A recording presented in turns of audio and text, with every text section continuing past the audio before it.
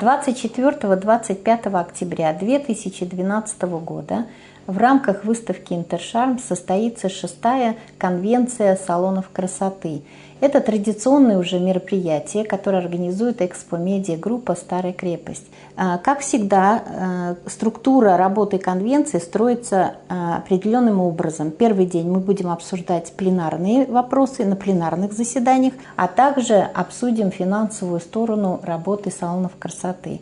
Во второй день запланированы две секции. Это секция «Сервис» и секция «Клиент». В секции «Клиент» мы выводим на первый план обсуждение такого вопроса, как работа с двумя категориями клиентов. Это молодые клиенты и возрастные клиенты. Во второй половине дня состоится новое мероприятие, которое плавным образом вытекло из школы администраторов, которую Экспо-медиа-группа «Старая крепость» проводила в течение 2 последних лет на площадках Интершарма.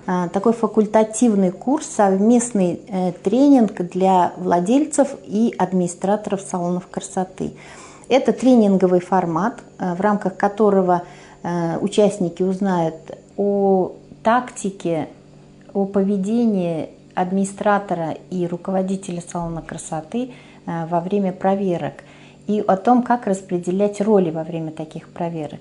Также они получат знания о конфликтологии и научатся работать с претензиями клиентов.